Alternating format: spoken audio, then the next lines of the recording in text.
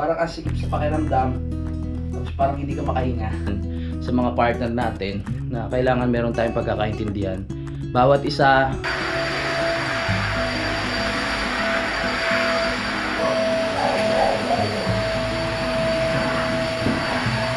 hindi ka ni Charma bango ka. Kailangan pogi. Simulan nang magkulitan kasama si Louie TV. Good morning mga kapanalig, at nandito pa rin ako sa Nabotas. Wala tayong magawa at ako lang mag-isa dito sa bahay. So kung mag-isa lang tayo dito, uy! Tumakas na naman yung alaga namin. Kung mag-isa lang ako dito sa bahay, ano ba ang pwede natin gawin dito para magkaroon lang tayo ng vlogs at makapag-update sa inyo, no? So naisip ko na maglaba-laba muna at maglinis ng bahay mga kapanalig, dahil nga si Budang ay natin na ng papa niya sa trabaho. Maglalaba muna ako ng mga damit ko na naiwan. Nakapaglaba na naman si Papa kahapon. Ito yung mga nalaban niya. Yung damit ni Budang, tapos yung ibang damit namin. Yan, ako naman, yung ibang natira doon sa taas, ako na maglalaba. Umorder na rin ako ng ulam namin para pagdating ni Papa, kakain na lang kami. Dumating na yung mga order dito ni Budang na pang sa pang aso, mga panalig sa alaga namin. Mga panligo. At ang pusa namin na isa tumakas. Akyat! Hey! Hindi ko sila pinapayagan na na lumabas-labas ng kwarto mga kapanalig, dahil nga nadala na ako doon sa alaga namin dati na isa, yung kapatid neto na nawala. So pinaghanap-hanap pa namin dati, hindi na nabalik. Kaya nakakadala na pakawalan, baka maano na naman ng mga bata. Baka may kumuha na ng mga bata. Doon. Mahirap na, lalo na pag napamahal sa iyo yung mga alaga mong hayop, biglang mawawala. Yun ang masakit sa ulo. Talagang mapapaiyak ka nun. Laba muna ako ha. Samahan niyo muna ako dito. Bukas ay Valentine's Day na mga kapanalig, kaya binabati ko kayo ng advance Happy Valentine's Day sa inyong lahat, kahit hindi sa magjowa. Sabi ko nga palagi, ang Valentine's Day hindi lang para sa magpartner o magjowa, no?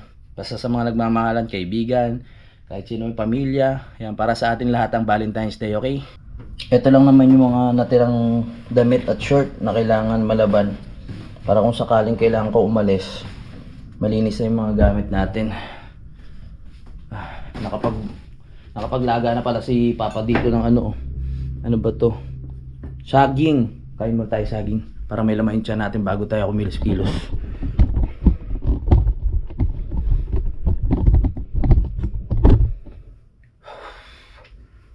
Oh yeah. Kain tayo.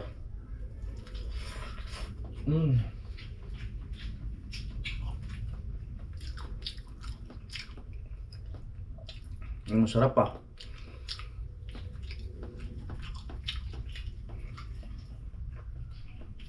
Let's go. Ang tamis. Huwag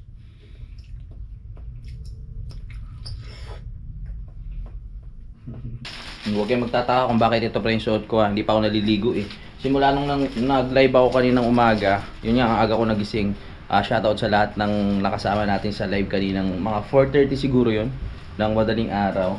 Maraming salamat sa lahat ng nakasama natin doon mga kapanalig, no? Sa lahat ng sumuporta. Tulad na sabi ko, hindi ko na po kayo maisa-isa, pero alam nyo na po sa sarili nyo yun kung sino kayo. Kaya maraming salamat po talaga. Hindi lang sa mga mga nagpapalipad, kundi sa mga nagko-comment, ganyan, at sa mga nanonood, yung mga silent viewers natin. Maraming salamat po talaga. Let's go! Laba na, laba. Konting sabon lang yung kailangan natin kasi konti lang din naman yung damit. Dito natin siya ilalagay.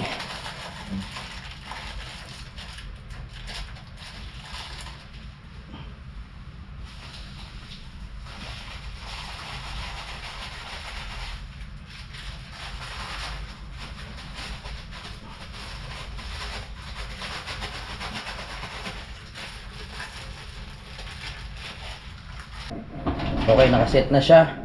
Hintayin na lang natin. Ganun lang yan.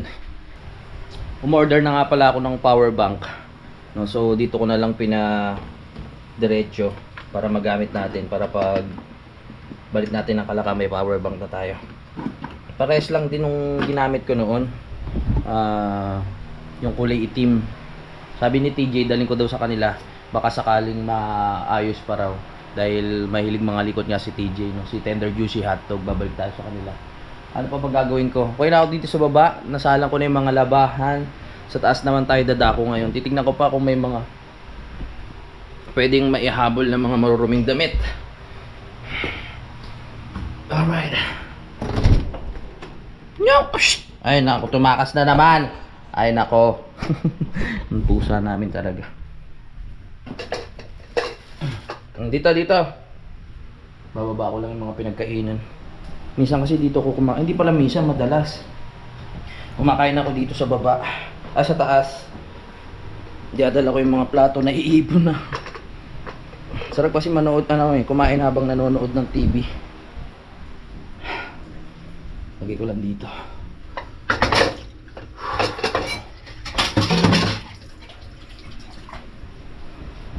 Oh. No, nakarating ka na agad sa banyo. Masyado kang curious kung anong meron sa labas ng mundo. Pag ikaw nawala, ano?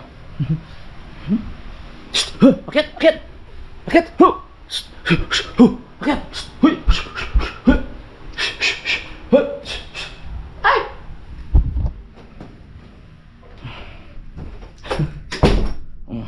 Ayos na din to para pagpawisan tayo.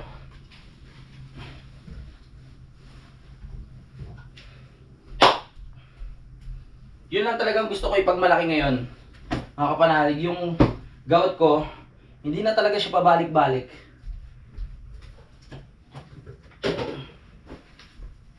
Kumain man ako ng mga bawal, ano naman siya, hindi siya umaatake. Dahil siguro nagpapapawid din ako madalas. Hindi na ako nagpapabaya na lagi lang nakahiga. Ganyan. Yung walang ginagawa. Dapat lagi nakilos. Dahil napanood ko, yan, yung gout nga nakakonekta siya sa kidney natin. Pag hinayaan natin, pwedeng masira nga yung kidney. Ang isa sa nakakasira ng kidney, soft drinks, mga kapanalig. Pag may ligtas sa soft drinks, ganyan. Siyempre, alak din kasama yun. Alam ko naman yun. Tapos masama rin pala yung lagi kang nakaupo, yung wala kang ginagawa, yung para kumbaga hindi ka gumagalaw-galaw para pagpawisan, yung masama din pala yun. Kaya dapat kahit papaano ikaw gumagalaw-galaw at nakilos ka para lumalabas yung mga masasamang elemento sa katawan mo. Pagpag!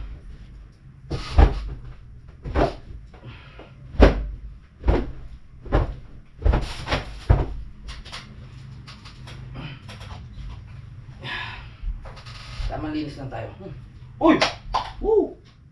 Ito yung mabango natapon. Sayang ah. Ano ba to?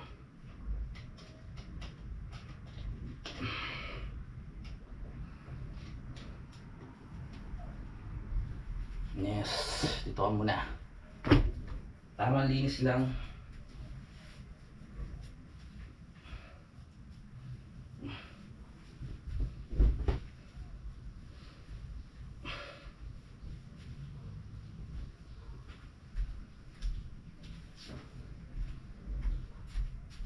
Na-experience nyo rin ba yun? Yung pag nakikita nyo magulo yung bahay, parang ang sikip sa pakiramdam, tapos parang hindi ka makahinga. Pag sobrang yung madumi na talaga. Ganun yung pakiramdam ko pag marumi. Pero hindi ko naman sinasabing malinis talaga ako sa bahay. Alam nyo naman yung may pagkaburara ako. Dati madalas mga kapanalig na nagtatalo kami ni Budang tungkol sa paglilinis ng bahay, sa totoo lang. Dahil ayun nga, minsan hindi rin talaga nakapaglinis, lalo na pag ako ay wala dito, tapos bigla akong uuwi, magulo talaga yung bahay. Dati lagi namin napapagawayan yun, yung mga bago-bago pa lang kami. Pero nung nagtagal, parang nakasanayan na rin at unti-unting natututo yun si Budang na mag-ayos-ayos ng gamit, na ayusin kung ano yung mga dapat ayusin.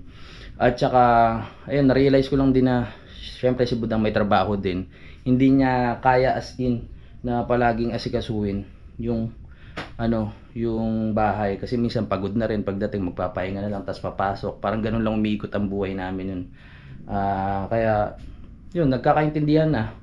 Kumbaga sa relasyon mga kapanalig, yung mga bagay na ayaw nyo sa isa't isa, minsan may part na kailangan nyo rin tanggapin eh. Hindi lang para yung kahinaan ng bawat isa, dapat intindihin nyo rin, di ba? Yung mga bagay na ayaw mo minsan dun sa partner mo, minsan kailangan mo intindihin din eh.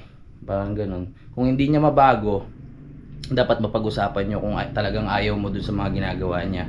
At gagawa naman yung partner mo ng paraan para mabago niya yun. Parang si Budang, ngayon, ayos rin, nakapag-linis-linis. Pero hindi totally na magagawa niya lahat dahil nga may trabaho. No? Kumbaga pinaparating ko lang dahil magba-Valentine's Day naman sa mga partner natin na kailangan meron tayong pagkakaintindihan. Bawat isa, ayan, wag yung parang sarado lang yung utak nyo na parang kung ano lang yung gusto nyong mangyari, yun lang ang dapat sundin ng partner nyo. Dapat isipin mo na ikaw rin sa sarili mo, katulad ko, meron din ako mga pagkukulang at meron din ako mga pagkakamali na nakikita rin ni Budang na yung mga bagay na ayaw niya sa akin, lalo na pag yung nagsama kami dito sa isang bahay. Kasi pag nagsama kayo sa isang bahay, dyan nyo palang makikilala yung isa't isa, mga kapanalig, no? Yung iba nga, kinakasal na yan eh. Tapos pag yun, tsaka pa lang sila nagsama sa isang bahay, doon pa lang nila mas nakikilala yung bawat isa. Doon pa lang nila naalam na, ay teka, burara pala to, ay teka, ano pala to. No? Hindi ko naman sinasabi na mas maganda na mag-live-in muna kayo bago magpakasal. Pero nangyayari talaga yan sa realidad ng buhay, na mas makikilala mo talaga ang partner mo pag nakasama mo yun sa isang bubong. No? Yun lang po. Tulad namin nga, 10 taon na kami halos. Kaya halos kilala na namin yung ugali ng bawat isa.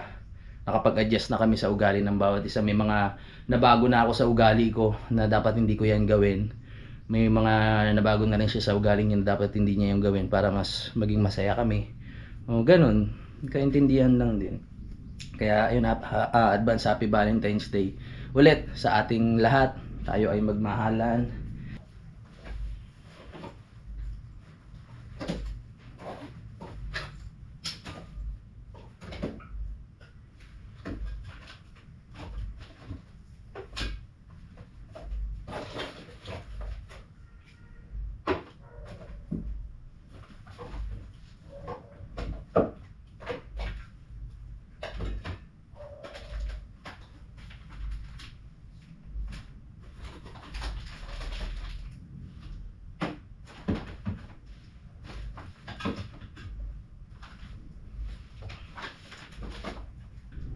Alam nyo, wala nang ibang sekreto sa sa pagiging pag gusto niyo maging maganda yung relasyon niyo bawat isa. Ang sekreto lang talaga doon ay magandang komunikasyon sa bawat isa. Kailangan niyo mag-usap, kailangan yung maglabas ng samaan ng loob sa bawat isa. Yun nga, sabi ko, pag may mga pagkakamali o pagkukulang, kailangan sabihin nyo para mapag-usapan na at hindi na lumaki. Ganyan din yung dating problema ni Budang, na pag meron siyang yung parang pag meron siyang dinadamdam, hindi niya sinasabi, kumbaga tumatahimik na lang siya, hindi siya mahilig mag-open. Yun yung isa sa nabago niya yung nagsasabi na rin siya kung ano yung problema, kung ano yung ayaw niya sa mga ginagawa ko, ganun. Kaya yun, unti-unti ko siyang nababago. Kaya salamat ulit sa mga nanonood dito, no? Yung lang mga nagko-comment na kahit ano i-vlog mo dyan, panonoorin namin. Diba? Kaya to, kahit paglilinis-linis lang, gagawin natin yan. Dahil ilang araw pa tayong mag-i-stay. So dito muna tayo sa loob ng bahay para makabawi-bawi din naman tayo. Ayan. Mamaya parating na yung pagkain natin. Makakain na.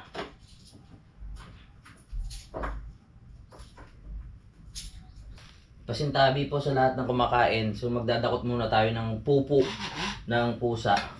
So yung pupo ng pusa, nandito lang naman siya sa cat litter. Kaya hindi siya umaamoy. Tanggalin lang natin. Kailangan ko ng palitan tong cat litter nila kasi ano na, maliit. Lumalaki na yung mga pusa. Pag dumudumi sila, sumusobra na yung puwet nila sa pinaka-box. Kaya kailangan palitan na.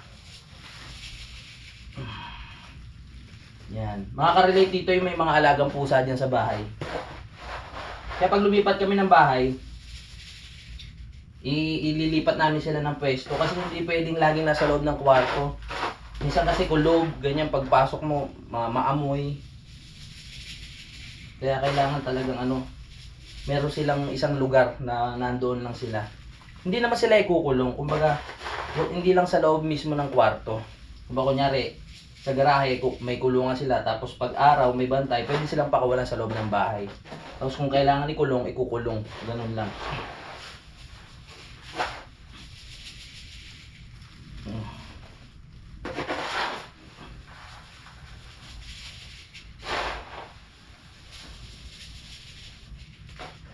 Wala na.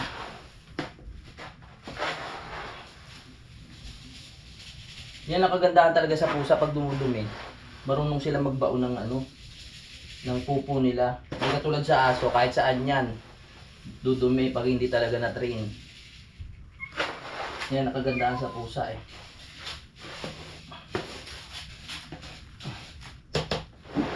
Sa ilalim.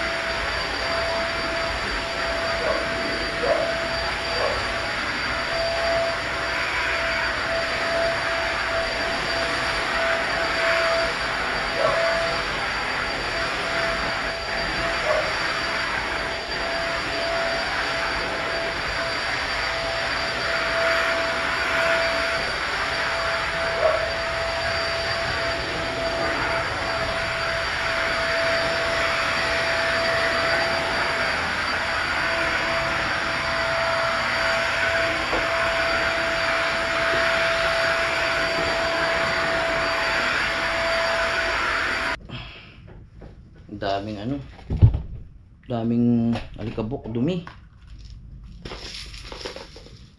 Sa filter, balahibo.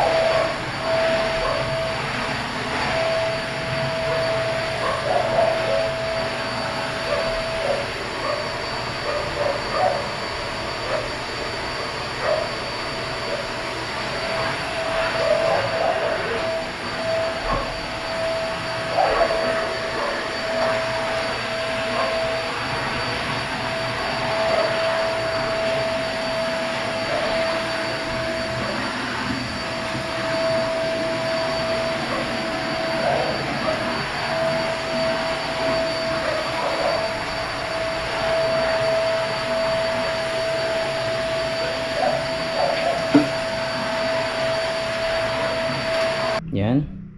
Na-vacuum na natin yung sahig. Ang dami rin nasisirang gamit dahil sa sa mga alaga eh. Nagkakanalaglag. Ito yung laruan nila oh. Tinatalon-talon nila yan para meron silang libangan.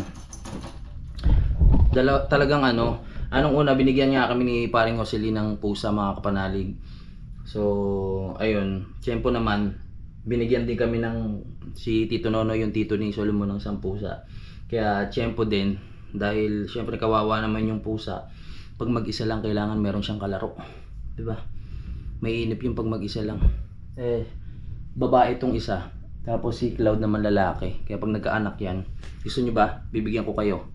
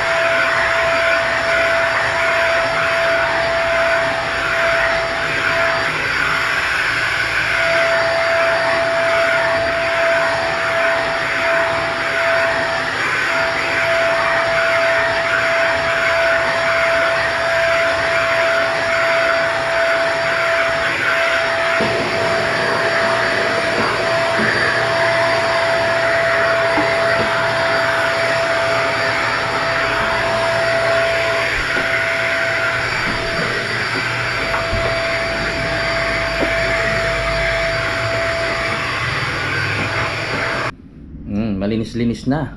Pasado na ba? Pasado na, no? Doon na tayo sa baba. Lalabas ko na itong mga basurang naipon natin.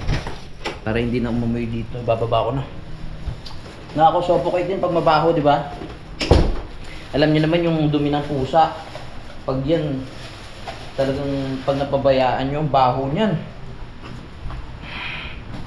Shoo, shoo, shoo, shoo. Wala pa kaming anak ni Budang yan, ha? Ay, hindi naman nila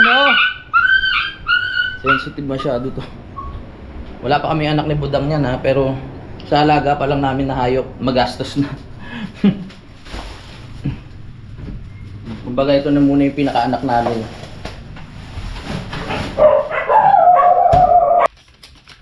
Lilinisan muna natin yung ating alaga. So dahil hindi sila pwedeng paliguan ng paliguan, bumili si Budang na itong gloves na pwede natin gamitin para hindi sila lamigin kasi minsan pag pinapaliguan nagkakasakit. So ito gloves. Nah. Alaga. Meow meow. Yeah. Hey. Come on. Parang meron na siyang halong sabon. Yan, kay Mingming. Para mabango. Para pag ginalikan ka ni sino ba to? Pag inaamoy-amoy ka ni Nalandi ka ni Char, mabango ka. Kailangan pogi. Mata. Naninilaw yung ano niya eh. Nandito dahil sa mga kinakain din siguro to. Naninilaw, pogi-pogi mo. Huwag na malikot. Para sa iyo to, para pogi ka, mabango. Ng kamay. Kung saan mo dinadakot yung kamay niyan. Mata.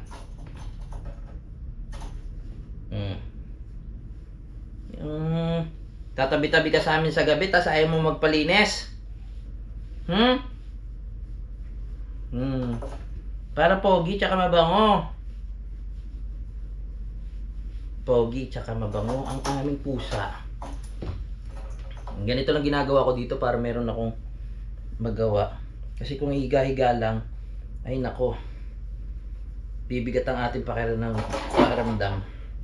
Tapos pag wala tayong ginagawa, yung mga iniisip natin madadagdagan. Diba? Minsan kakahiga natin, nag-overthink na tayo. kung ano-ano na mga maisip natin.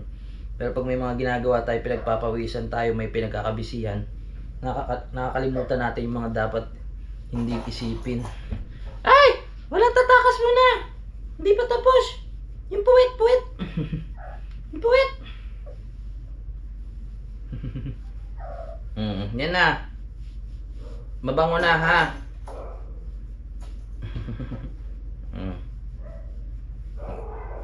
Sige na, mabango na.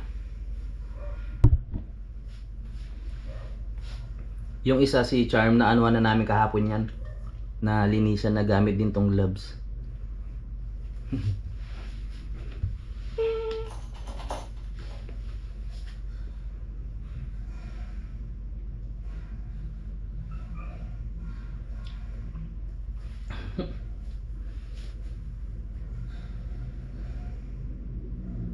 Yung isang pusa namin, maliit na talaga yung mata niya eh. Nung maliit kasi siya nagkaroon ng sakit, yung binigay sa amin. Ngayon, nung lumaki na, hindi na nawala. Talagang naging kirat na siya. Pero maganda pa rin naman siyang pusa. Na, di ba? Mimim! Ito namang isa sa mata. Eye care. Linisin muna natin yung mata mo. Magmarot ha. Yung mata niya nagmumuta kasi. Ano problema? Halika dito. Linisin lang natin yung mata niya. Nasaan yun sa kabila? Tignan mo oh, nagmumuta oh. Dito lang. Linisin lang yung mata. Linisin lang mata. Ay, papala.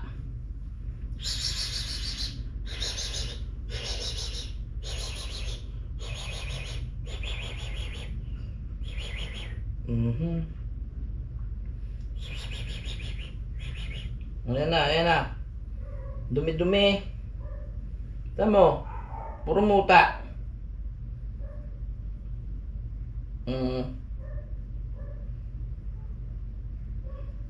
Ganyan lang, very good. Puro muta eh.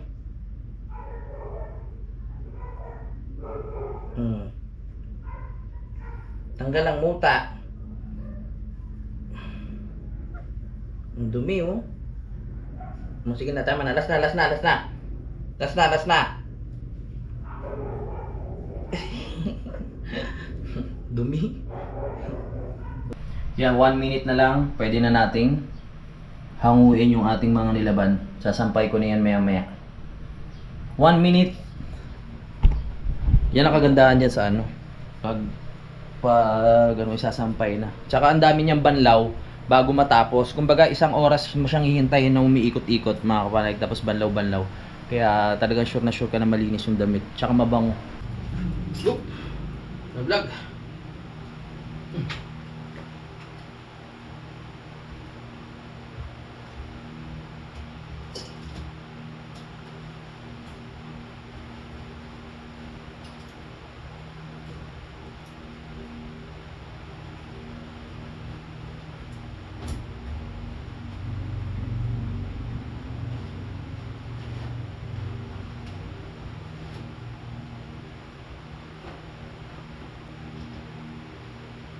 No hope from grace can stop me from believing.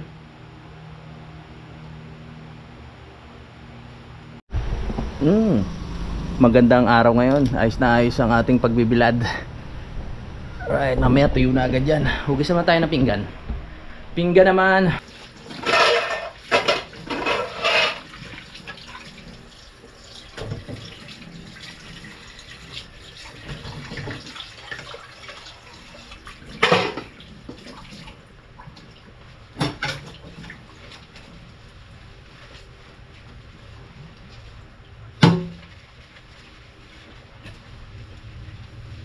Hugas.